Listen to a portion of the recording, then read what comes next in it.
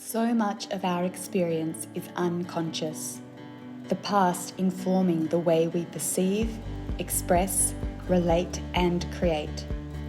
Our task is to illuminate all the ways the past has decontextualized into the present, set a compassionate boundary, and discover a new way forward. Peace and power is the goal. Welcome to Decontextualized. I'm Natalia Rachel. Today's episode is Communicating Beyond Bias. I'll be speaking with Heather Hansen, author of Unmuted: How to Show Up, Speak Up, and Inspire Action. Before we begin, let's take a moment to settle into our intention for our time together. To listen, to respond, to explore beyond what we think we know. Take a nice breath in, and as you exhale, let go of bias, let go of judgment, let go of agenda or any fixed outcome. Welcome your curious mind and your receptive heart. And from here, let's meet today's beautiful guest, Heather. Thank you for being here. Thank you so much, Natalia. And I just love that beautiful introduction to put us in the right headspace for this kind of conversation. Thank you so much for being here. I wonder if you could begin by telling everybody listening a little bit about who you are as an author, an educator, a mother, and a woman. Oh, that's a big question, isn't it? Well, I was born and raised in California, and I left right after college graduation. So I've been living abroad now over 20 years, over half my life abroad. And that's split mainly between Denmark and Singapore. So I'm married to a Dane, and we're raising two third culture kids here in Singapore. So my life has been very international, and in keeping with that, my business has been as well. I'm focused on global communication and how we can bridge language and culture to reach greater understanding. And I do that primarily in multinational companies where, especially here in Singapore, we have so many different nations and languages coming together in this amazing environment. So my work is varied from day to day in what I'm doing, from coaching to training to speaking to writing. And more, I'm trying to find the best soapboxes. So I thank you for the opportunity today to talk about these ideas that I'm very passionate about. So tell me what inspires your work, and in particular the inspiration behind your award-winning book, Unmuted, and the core message that you're wanting to share via these soapboxes. Well, the book was born out of a lot of frustration. It was frustration being a corporate trainer and being asked to tick boxes, getting calls from HR. Oh, we want to focus on communication and really change the way we communicate next year. Can you come and do a 2-day course on presentation skills and 1 day on email and 1 day on building empathy? And it's like, this isn't how this works. We have to look at communication much more holistically. And that was why I put together the Unmuted framework that looks at conscious, confident, and connected communication as a much larger whole. And some other frustrations at the time were just a global lack of respect and trust for most of our global leaders. I think we're turning a lot more to business now than politicians and governmental leaders to find peaceful and sustainable solutions to the world's challenges. And so I wanted to be a part of that discussion as well. And finally, very practically, we were moving into the pandemic, and every single time we got on a call, just like today, someone would say, "You're on mute." And I realized there were so many people that have been on mute for so long.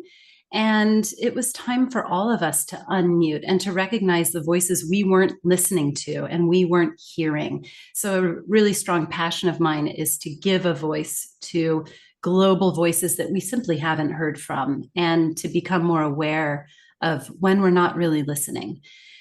So I would say that's the main reason Unmuted came about and what I'm trying to achieve with it. I love it. I feel such a resonance with your work, particularly behind the listening aspect. So I think if we're Mhm. going to be able to communicate well and in ways that promote peace and harmony, we have to be far better with our listening. You used three words when you were talking about your book. I think they were, and correct me if I'm wrong, conscious, confident, and connected. Can you tell Yes. us a little bit more about those three particular words? Well, the conscious bubble is the one that you're talking about, right? So, this is focused on conscious listening, on cultural intelligence and awareness, knowing when your voice is too loud or too soft, being aware of inclusion and your biases. So, this is all about conscious communication, and it's something that's really looked over. And I'm sure you'd probably agree that we don't see this with our clients. They're overlooking this piece of the puzzle. They think it's all about the confidence bubble, which is having the skills confidence. How do I give a good presentation? How do I use my voice? How do I use my body language?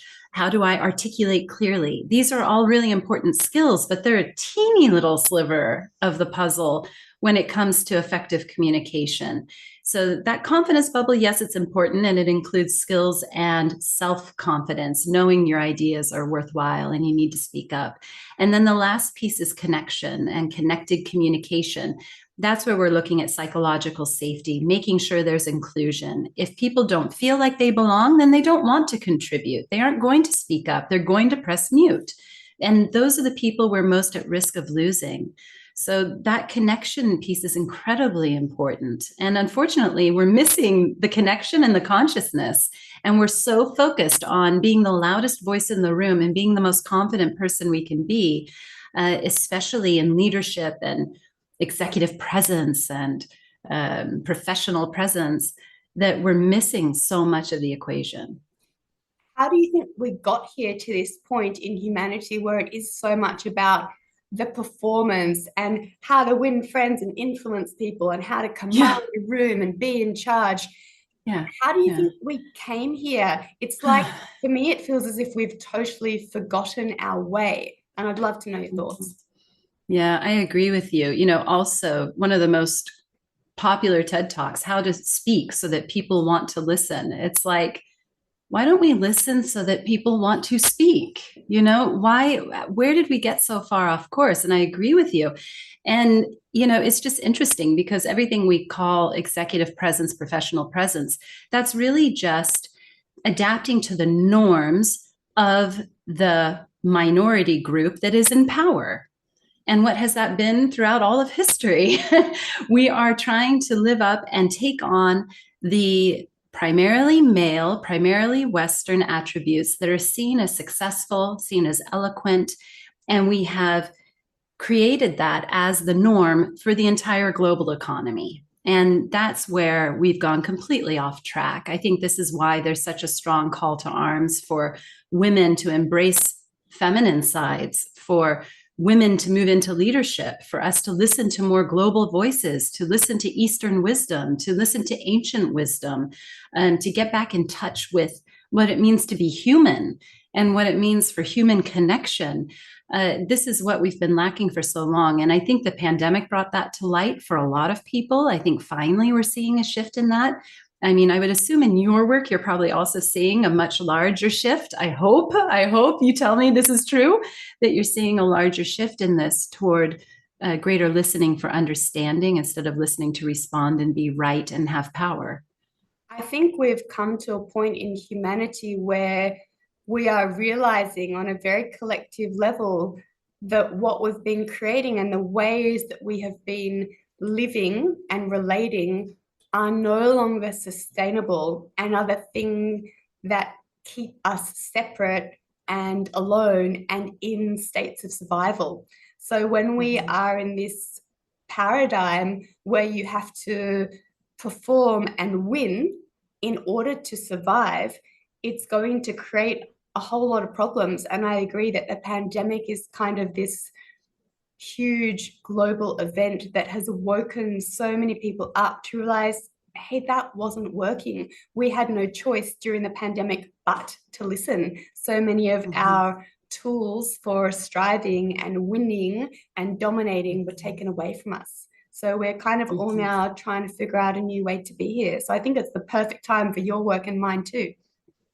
Yeah, I think it all comes together right there. And, you know, not something I would typically share on a podcast, but to take that a little more personal, I've struggled a lot with this. I was raised in a very achievement focused culture where you need to be the smartest in the room, the best in the class, to get the best scholarships, to go to the best school, to get the best job, to be at the top of your industry, no matter what you choose. And I've gotten every gold star, every certificate, a room full of trophies to support that and sustain that. And, you know, finally at 40 plus, I'm done. I'm so tired. My body is falling apart, chasing after achievement, after achievement, after achievement, and this constant need for external recognition that I'm finally saying and struggling with this right in this moment, as you know, since you know me personally, really struggling in this moment to recalibrate and say, is that the type of person I want to be? Is that really why I do what I do? Because of course it's not. So getting back in touch with the true passion and purpose of our work, of why we're here on this planet, of what we're here to contribute, of shifting from achievement to contribution, for me, that was a massive shift and something that has given me a lot of peace. Thanks for sharing that. I think so many of us, particularly women, can resonate with kind of getting stuck or lost on the merry-go-round and then all of a sudden realizing we're not the kind of woman or human that we want to be. I was just talking about this morning with my therapist. I've literally just come out of my therapy session onto this podcast recording, and I said to her, I want to get off the ladder and I want to stop following the trend to like plant a flag and claim something. Right. And I think it's so hard because the world we're living in asks us to do those things, asks us to climb a ladder. It asks us to try and create status. And I think when you go against it or try to go against it, it's very easy to then think, well, I'm not doing what I'm meant to do, and therefore I am ashamed, and I better get back on. And as a business owner and as a thought leader, again, there's very much this push towards climbing and claiming. And so I think it's important for those of us that are wanting to create this systemic change within our own lives and for greater humanity to keep championing each other like we do, to rest and to not push past our limits and to learn to listen to ourselves. We often become better at listening to others first than listening to ourselves. Yeah, such good points. Coming back to the concept of communication and I guess the listening piece and the expressing piece, what do you think is our biggest block? Why do we find it so hard? Ego. It's all ego. It's listening to respond, to be the smartest in the room, to get the promotion, to get the attention, to get the award. It's all ego, to be right. Look at our social media. Look at the political division we have everywhere in the world. It's not even about finding a solution anymore. It's about being right. And that's all ego. And so that's probably the biggest block that we have, is releasing that. And at least in my opinion, I don't know, I'd love to hear what you think of this, but being able to release that, to have that human connection and to listen and understand another perspective that's different, to understand it and have empathy and try to imagine what it must be like for that person to think that way and how they see the world through their experiences in life. And that's really what we're missing in business, in our personal lives, across the board. But I'm not sure what you think. I always have such a response to the word ego because I think we've put all these connotations on it. So the ego is simply the psyche, and we all have an ego. And so you see that painting up there behind me. So this was a gift from some friends, and I got to sort of choose one of a selection of paintings, and I chose this because it reminds me of a saying that my Qigong master said to me when I was studying with her. And she said, you must learn to ride your ego like a horse to view your kingdom. And that has always That's stayed beautiful, with me, isn't it? And to me, that's beautiful. yeah, to me, this is about not trying to get rid of our ego or of our psyche, but to No, understand it and to to master tame it. it. Yes, Yes, yes, to to tame move it, to beyond it. understand how it's working. It's exactly that. Yeah. And I I mean, think you can't get rid of it, but we no, need to you have to understand just it. deeply understand yourself. And while Hmm. moving to states of compassion, to also set these very strong boundaries to become far more accountable for the way we're showing up. So Hmm. we need to tame and master our ego. Mm. But when you're using the word ego, the word that comes to me is survival or threat. So I Hmm. think that Hmm. the reason that we so want to win and be right and be the loudest and be the best is because underneath it all, we're moving from deep states of survival and fear, though we just don't Hmm. understand that that's the case. What do you think about that?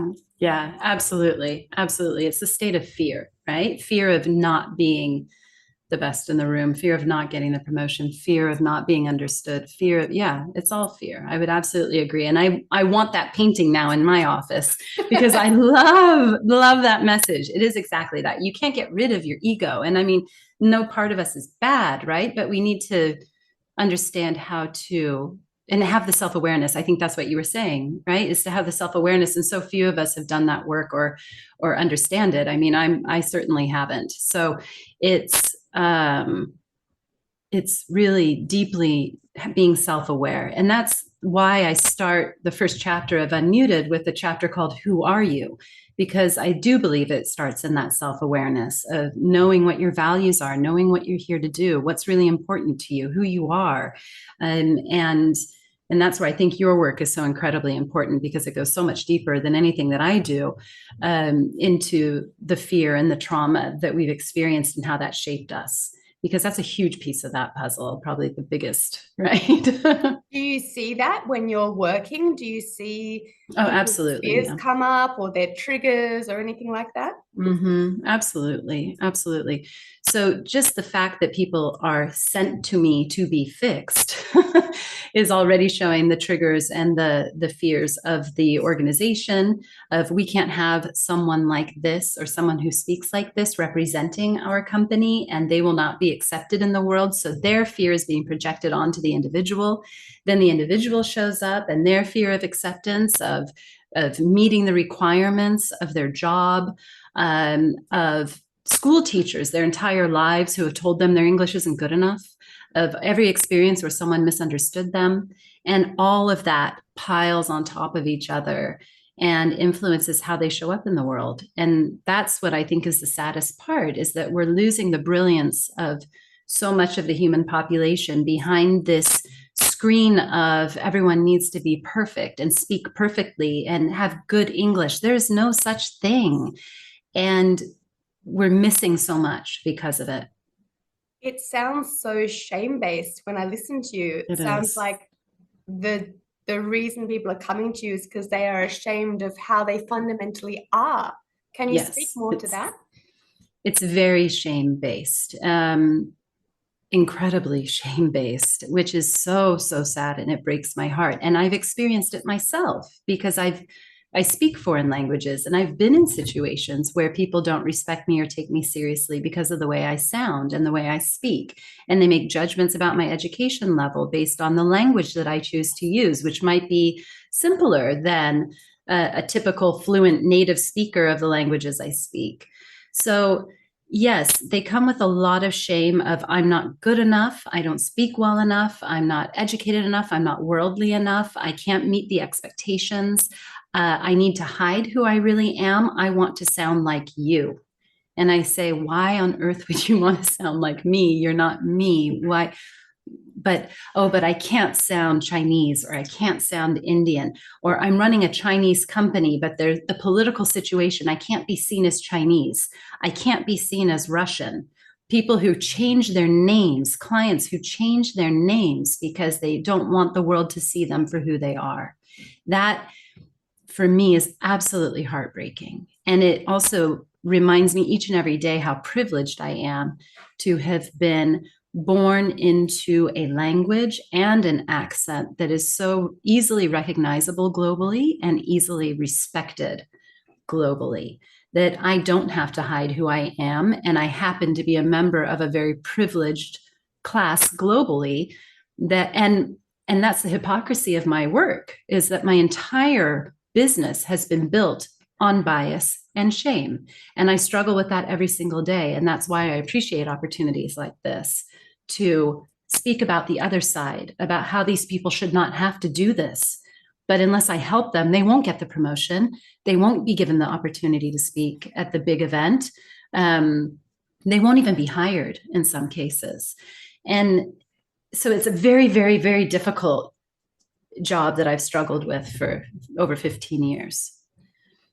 What do you think the next wave is in moving on from the role of supporting those who don't feel safe with their own voices and who the whole world is shaming their voices? You're supporting them to move beyond that. What would you see as the ideal future scenario, the turning point? Ideally, I would put myself out of business because the world begins accepting everyone for who they are. Unfortunately, I know for a fact I'll be in business as long as I possibly can be and want to work, because I can only make a very small dent. The other areas of bias and discrimination that we've been dealing with for hundreds of years, it's like, when will we ever get over it?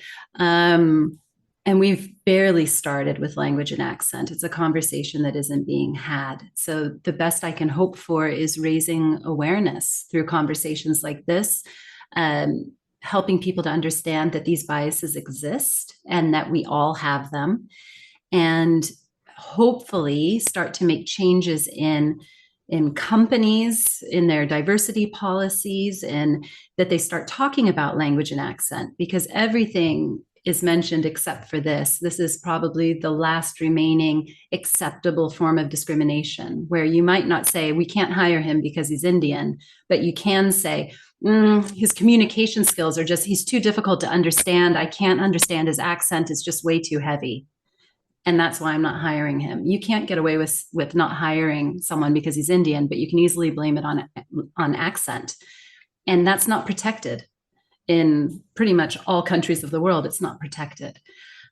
So there's a really, really long way to go. I don't fear for my job at all. I think I'll be in business until my dying days. But I wish it weren't that way. And that's why I do appreciate the opportunity to talk as much as possible about these subjects. I think something that you're touching here is the fundamental need for all of us to grieve how inequitable our world is and how much change and healing is required. And when I speak about this with other therapists or coaches or facilitators, I think there's this constant need for us to come back to own there is so much work to do, that we're only going to be able to make this small dent. So we can't heal the world or change the paradigm. And every time we honor our own boundary around that, we have to come back and grieve how much inequity there is in the world. And so for me, that's a constant process. And it's that grieving that allows me to renew and continue, because otherwise it just feels like too much to deal with. The weight or the burden of it is kind of insurmountable.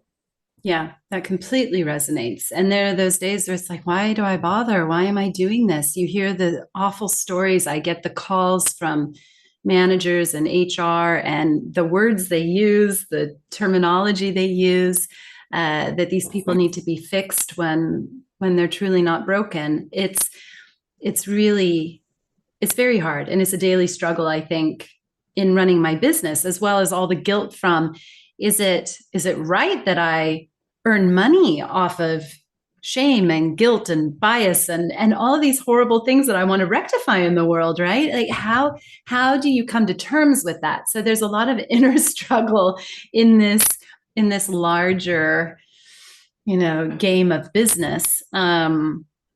But I have to hope and keep doing my small parts and those small steps to help those who come to me looking for help, and also try to change the world in the small way that I can, and know that that's enough, that I'm doing my part and I'm making that little dent, and that will be the dent someone else stands on to make the next one. That's the only way I can look at it to make myself sane around all of this. I think that emotional toll of this kind of work, whether it's, in the realm of DEI, which is where I think I would place you if I was going to place you, or whether it's in the role of a therapist or a coach, or I even see it for nurses, doctors, and also teachers. When you're in a position of supporting people that are going through adversity, at any dimension in their life, it does take this huge emotional toll. And I think particularly after the last couple of years, through and beyond COVID, that toll seems to be far heavier for all of us in these space holding, facilitating, caregiving, life-giving roles. And so it's such a common thing for me to hear when I'm speaking to people in this field, or exactly what you said, like, why am I even doing this? This is too much. This is taking from me. And then to me, that continues to point back to focusing on our own healing and our own boundaries to make sure we're not giving more than we have. Right. Yeah. And I think that's probably the biggest challenge a lot of us have, right? And I certainly do, of really making those boundaries around my evenings, around my family time, and know that what I'm doing is enough. I could work around the clock nonstop and still I won't solve this problem in my lifetime. So I have to be okay with what I can do and give myself that space, right? And know that makes me better, right? And this is the kind of stuff I struggle with, because I want to go and achieve and write the next book and do the PhD, right? And so it's tough. It's tough. It links back to the ladder climbing and the plant flagging. I think it's all so interconnected. It's the quandary of our modern world. Wow. Going quite deep, aren't we? I know. We just dove right into that, didn't we, Natalia? I didn't expect to go there so fast. I know. So one of your focus topics, as you've just mentioned, is around accent bias. So what has inspired you specifically to that? It's a great question. And I think it has been my experience learning foreign languages and operating, working, living, studying in foreign languages, where I realized how differently I was treated when I had an accent that wasn't the global standard, and that's really what taught me about privilege and white privilege and linguistic privilege, which most people do not in any way ever think of. And, I was born into a very general, well-known accent. I sound like Hollywood and sun-kissed beaches and the American dream. And not a day goes by that I don't have someone here in Southeast Asia talk about how much they love the way I speak. They love the way I talk. They love my vocal variety. They love the way I pronounce and articulate my words. They love the sound of the American English. And so I know I am very, very privileged in that. But then to have a degree in German, speak in high German in Switzerland and Austria, where they speak dialects, there was, first of all, a huge bias against High German being spoken. Then on top of that, the foreigner status. In Denmark, similar in that I was speaking Danish as best I could, but immediately when I opened my mouth, of course, I have an American accent. Now, the lucky thing there, and where I really learned the white privilege, is because I look like a Dane. So I was treated very differently, and my accent on Danish was considered charming, whereas I can guarantee that anyone from the Middle East or Africa, their accent is seen very, very differently. So accent and race and ethnicity all go hand in hand in a lot of different ways. And it's also very important to make clear for everyone listening that accent bias happens in every single language all over the world. This is not an English only thing. This is not just Denmark or Germany or Switzerland, Austria. This is every single language of the world. There are hierarchies of what is correct and proper, which is typically the minority in power, the Queen's English. and what is not, what is working class, what is uneducated. And I mean, I know that you have very interesting personal stories around this as well, and you're very conscious of what is considered proper and what is not. So I don't know if you wanted to share a little bit about your history with accent bias, because I find it absolutely fascinating. But that's really my history with it and what drew me into this work. For me, I only started thinking about this once we started talking on the topic as we were getting to know each Wow. other. But my father is Australian, and actually his mother left Poland, escaped Poland during the war. So I don't know if I shared that bit with you, but Mm-hmm. she did exactly what you were talking about earlier. She changed her name and she changed how she looked and she Yeah. changed how she would speak so that she could escape and, you know, not get killed during World War II. And so she came to Australia. And then had my dad. My mum was born in England, and my grandmother was a very well-known speech therapist. And so my mum left England and came to Australia to be with my dad. And so she had little Aussie children, little Aussie Vegemites. And so we would visit with my grandmother every year, who was this, you know, speech therapist. And she did not want us to have Australian accents because they were common. So she very much spoke the Queen's English. So I would be given lessons on how to enunciate and how to speak well. And I was not allowed to say vitamin, I had to say vitamin. And I wasn't allowed to say yogurt, I had to say yogurt, all of these things. And it was very regimented and strict. But you know what? I do not have a typical Australian accent. And I was Absolutely encouraged to not. believe that my accent, my voice, which does have a slightly English or international twang, was better than an Australian Mm-hmm. accent. And interestingly, my kids have even less of an Australian accent because they're growing up in Singapore and they've got this strange mixed part English, part American, part Singlish, which is, you know, a Yeah. slang of Singaporean English. So they've got these different accents. And I noticed the same bias come in. I was thinking, they're not speaking the way I speak, but I caught myself and I learned to let it go and just let them be them with all of the cultural influences they have around them. But when I listen to the rest of my family back in Australia, I can now so clearly see the difference in their accents to mine, which was curated in order to be, we would say here, a tas. You know, it's a Malay word for high. But I was taught to be that way because it would give me more opportunity and privilege. And sadly, as everything you're sharing says, it does. Mm-hmm. So do you have any regrets about that? Did you ever feel like you weren't good enough or your voice wasn't good enough when your grandmother was training Australian out of you, or you didn't question it at the time? Like, how did the rest of your family and friends react to that you were growing up in Australia and sounded so different to others?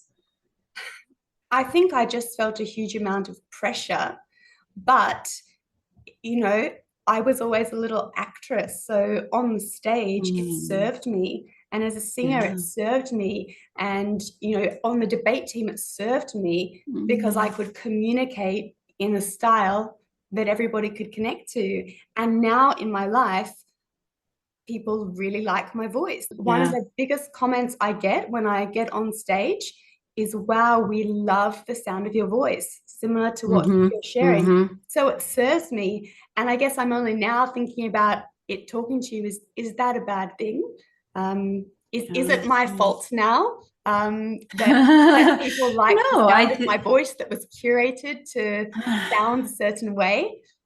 Yeah, it's just such a perfect example of the way the world works, right? And from a young age, you were rewarded for speaking in this privileged way. And you had the privilege of a speech trainer teaching you the poshest accent in the world at that time.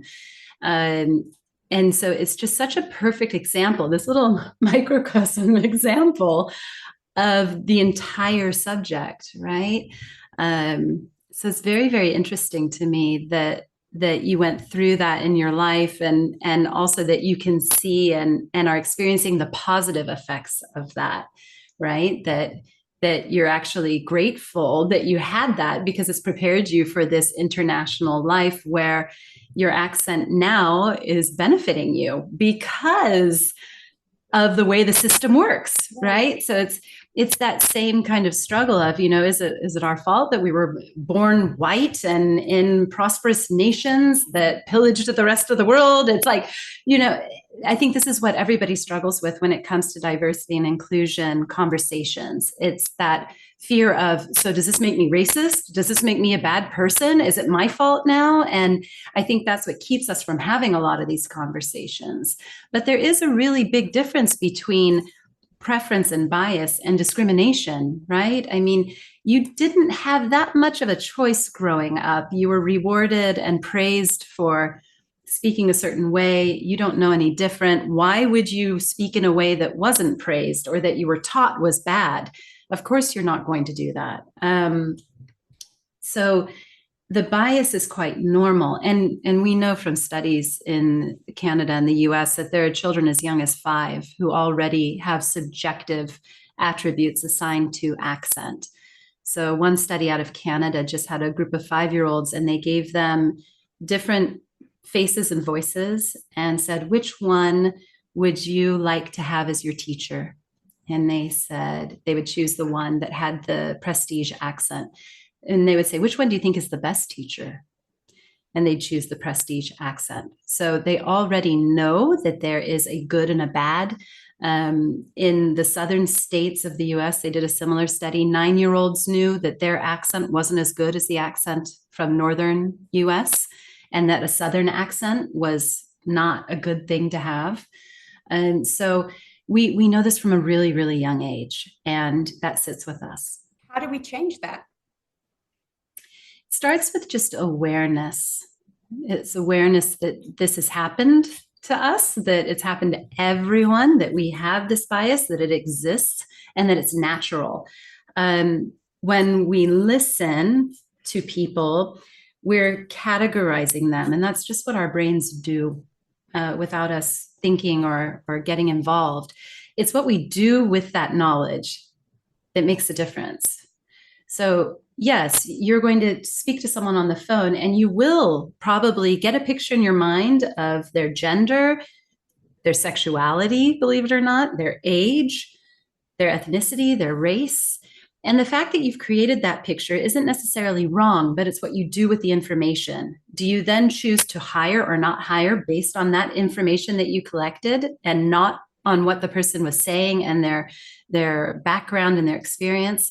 Do you choose to listen or not listen because that accent reminds you of something, an experience, a trauma, as I'm sure you would say, in your past that you've had with a person or a group of people that sound that way? And so having that awareness and knowing that these biases can creep up on us is the first step. But many people don't even realize this is a thing. So it starts with conversations like this to hopefully have people, and that amazing introduction you gave that hopefully everyone listened to come here without that bias, and to open their minds to the idea that we could be carrying this, and we are 100% carrying this, each of us, no matter where we're from and what we've experienced. What I'm hearing you say is we need to learn to meet and own and move beyond our bias, and that is the way forward. Yes, it's exactly that. Can you to realize it and manage it and overcome it? Can you speak a little more to the difference between bias and preference? I think it's really only what we give to those words. We see preference as a positive, and we see bias as a negative. Really, in actions and in life, bias and preference are the same thing. Are you negatively viewing something or positively viewing something? People come to me and say, I want an American or a British accent. They prefer those accents, and they have a bias against their own, or they feel that there's something wrong with their own. So that's the only way that I really see the difference between these. I think we get hung up on the term bias because it has that negative connotation, when really all we are talking about are preferences that we have for different reasons and experiences that we've had in our lives. At least that's my take on it. What is yours? I'm interested to hear. Well, I'm just listening right now. I'm curious about it, but it makes another question come, which is, if bias and preference are the same, are we allowed our bias or our preference? Is it always bad? Or where is that line when a bias or a preference is acceptable and not acceptable? Because I think this is not something I've ever heard someone speak about. Yeah, that's really true, actually. And that's the fine line. So it's moving from bias or preference into discrimination. And where's that line? That's the real question. And, we've talked about this before. The line is quite clear in business when a hiring decision is made based on that bias, or a promotion decision is made based on that bias. When people are sent to me to be fixed because we can't possibly have him in a C-suite role when he sounds like that, that is bias and that is discrimination. But what about in a romantic relationship? There's certain accents that I don't prefer and I wouldn't want to be with. My husband's Danish accent, when I met him, I thought was the cutest thing in the world. And unfortunately, after 23 years, he's lost a lot of that. But, yeah, so I don't know what you have to say to that, but that's where I think the lines get very, very blurred. I think it's really difficult. In my therapy room, I often have people who are dating here in Asia, and they will share that they have preference for certain nationalities, or not prefer certain nationalities. And the more, I guess, woke of them will say, am I being racist? Am I a terrible person because I don't want to date someone from this nationality or with this particular accent? And my answer is usually no. You're allowed to, in your personal life and your romantic life, choose what attracts you. I think now there's attraction involved, right? And of course, with that as well, I mean, if we go back to the beginnings of time, we grew up in our own little tribes with people who were just like us. And we weren't designed to be thrown into this international mix of people who are all so different, who have different cultures, different languages, different preferences, different ways of living, different ideas of what's right and what's wrong. We're navigating a interpersonal world that is so much more complex than the first cavemen, right? Where it was just, we're a tribe, that's the only thing that means anything, and anybody else is a threat, right? I mean, we've gone beyond that, but that brings a lot of complexity, doesn't it? And so how much of attraction is nature versus nurture? I have no idea, because you choose someone who has the same values, the same language, the same culture. Does that make you racist? I also tend to say, no, it does not. But I would also say to keep an open mind, because people might surprise you. But you can't fight your human attraction, right? You can't fight the physical attraction. And I think probably people don't necessarily feel a physical attraction to everybody on the planet, right? I mean, we have differences. So I don't know. This is where I think the conversation gets very, very difficult. It's much easier in black and white when we look at a professional world in a more legal context or around housing. When, here in Singapore, it's quite common knowledge that if an Indian family calls an agent, they will often immediately be told that, no, the unit's been taken, because there's some extreme discrimination around Indian families being rented property. And that's a really obvious case of accent bias. But then when you move into personal relationships, friendships, and you see how people naturally are like little magnets, the expat community sticks together, the Chinese stick together, the Malays stick together, the Indians stick together. I mean, we really see it in Singapore, don't we? And we tend to be attracted to those we feel we have more in common with. That seems like a natural sort of human thing. There's so much in what you've just said. I think it's important that we go into this more complex place, because, there's a whole shift now to acknowledging that we bring our whole selves to work. Yeah. So if that's true, then we need to explore this complex interpersonal landscape. Something you said before was about how originally we're not designed to be in such a multicultural, complex environment. So it wasn't that long ago that we were living in communities and anyone outside our tribe was considered a threat. So our nervous systems and all of our senses, and when we're talking about accent, we're talking about the sense of sound, they're all primed to label anything that is different or foreign as threatening.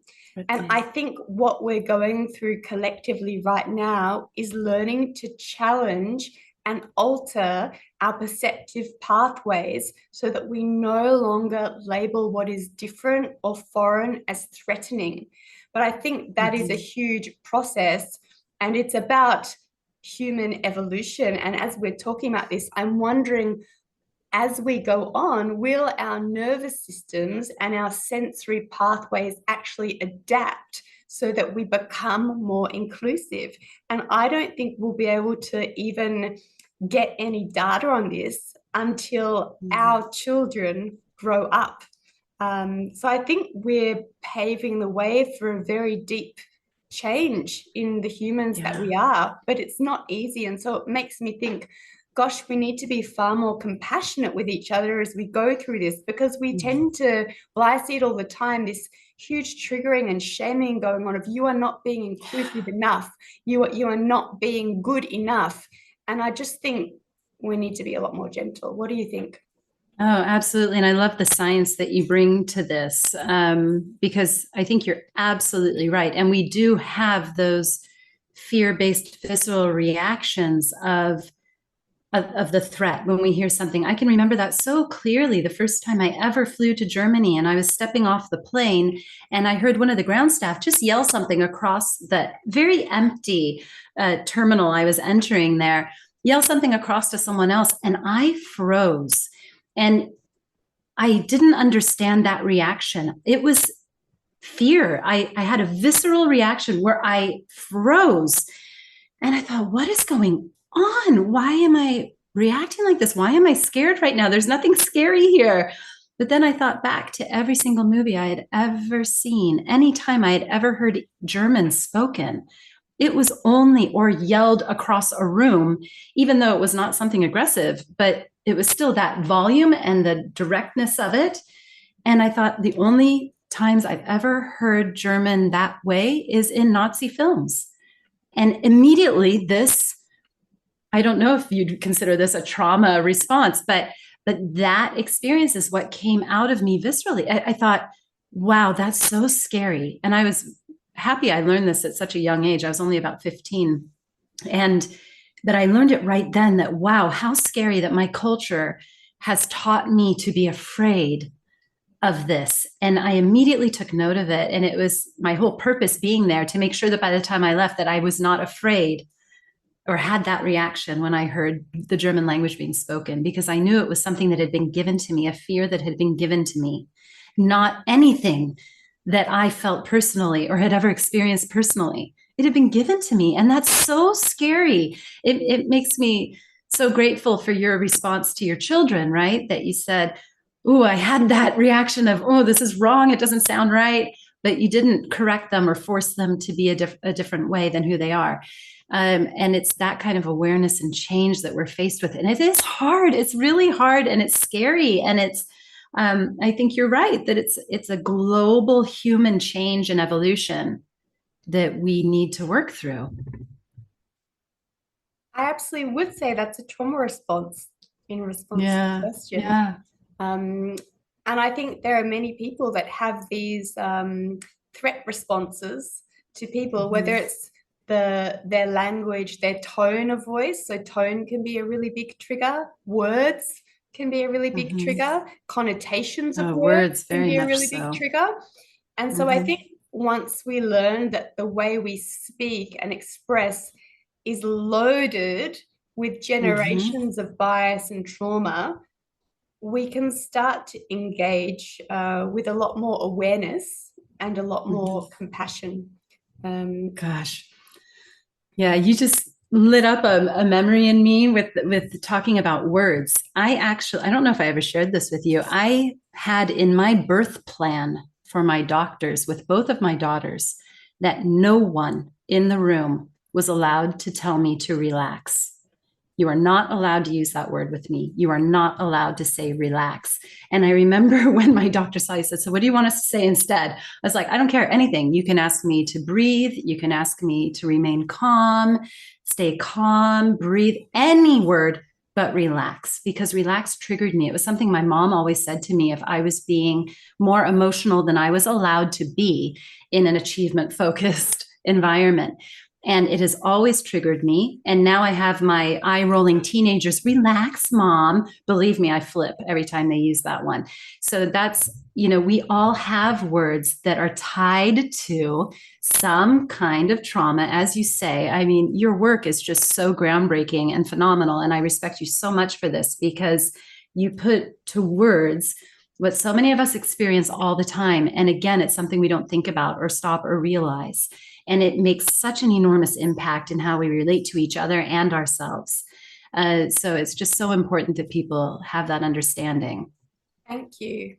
I've got another challenging question, which is around when there are these words or phrases that trigger us. Is it for us to demand that nobody uses them? I know. Or well, you can in a birth plan. You're allowed to. In your birth plan, yes. But I think about it in a greater context. So then I think about all of the work in the DEI space around not using certain language or ableist language. And I think about this a lot, actually. Like, should we be telling everybody to shut up, to mute? Or should we be looking at why we are triggered and trying to move and get beyond it? So I've got quite a problem with a lot of the information that asks us to fundamentally alter our language. I totally get we shouldn't be around cussing at people and calling each other names, but if words that don't generally something like relax, nobody in their right mind would think that was going to trigger me, right? And they could use that in a conversation. And due to my unprocessed trauma, I react in a way that's inappropriate. So that's the real problem here, right? Is that we're all walking around with this unprocessed emotion and feelings, which is why your work is so incredibly important. And instead of trying to work on ourselves and our automatic reactions to triggers, we're trying to force everybody else to press mute, to not say this. Every single time when I go into an organization, the only conversation they've had about language is to create a list of words that should not be used. And that is completely the wrong way of going about it. It makes no difference. It makes my head spin, because all it does is put more fear into the conversation, more fear into discussions around diversity, when everyone is walking on eggshells thinking they cannot say anything. And what am I allowed to say now about this topic? And can I say this? Can I not? So we avoid the conversation altogether. That's getting us nowhere. Absolutely nowhere. So I agree with you completely. You can put it in your birth plan, but I don't really have a right to tell my kids that they can't say that word to me, because that's my problem. It's my issue. It's actually not theirs.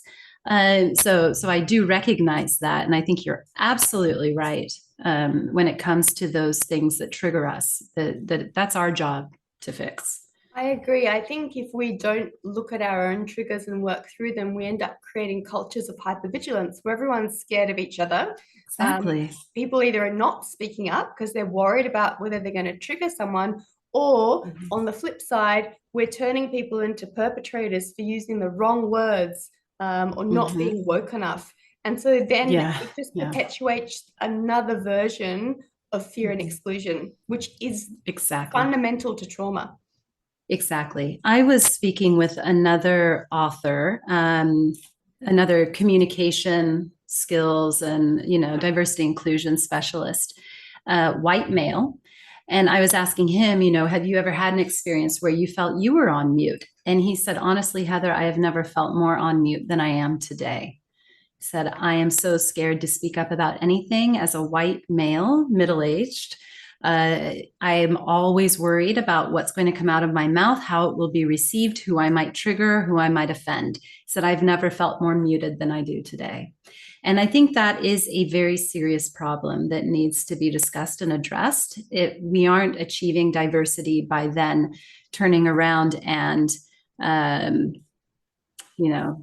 keeping out one certain demographic. And so there, we have a long way to go. Yeah. We have such a long way to go.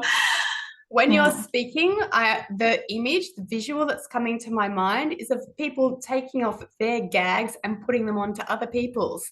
And instead we need to see what it's like if we can all share far more authentically and move through the triggers together. Yeah, couldn't agree more. If you've got one message for those who are learning to speak up and to unmute themselves, what would it be? The one thing that can overcome accent bias is confidence.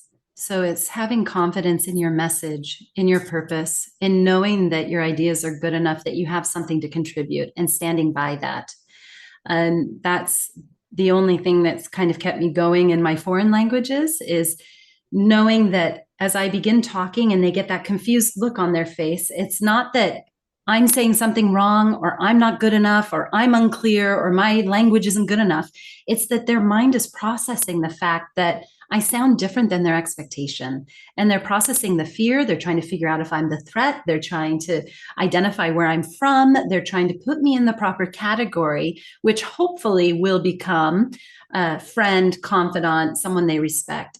And that takes some time in the beginning. But what happens to many of my clients is they get into these conversations and situations, they see that confusion on the face and they think, oh gosh, they don't understand me. I'm not good enough. I made a mistake with my language. I pronounced that wrong. They have no idea what's going on.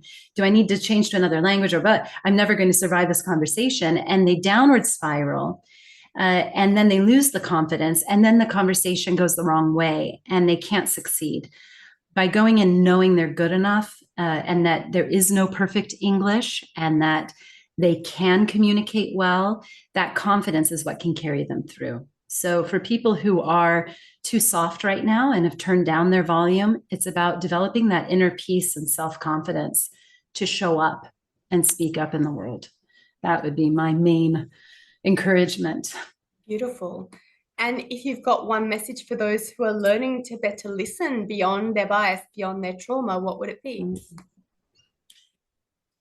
I think the key is knowing that in order to be fully unmuted, you have to know when to press mute. And that is a power.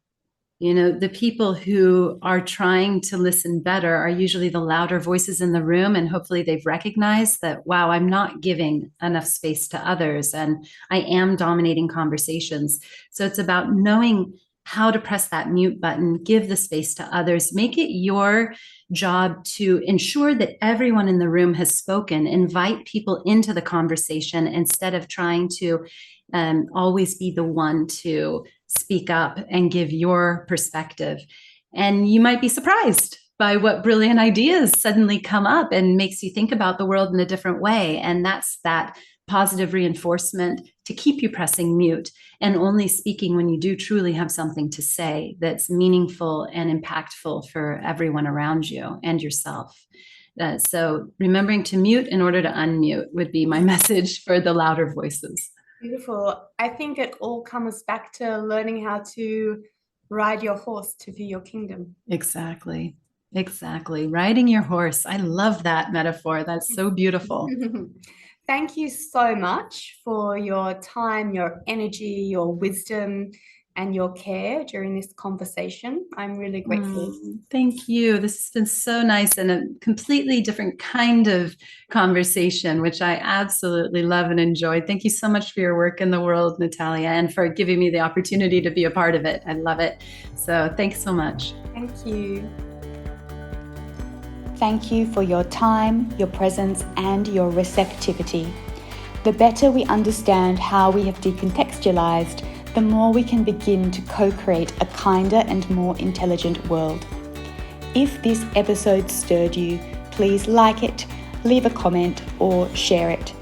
To learn more about my work, visit nataliarachel.com or connect with me via LinkedIn, Instagram, or YouTube. For now, leaving you with intentions for healing and collaborative, innovative regeneration.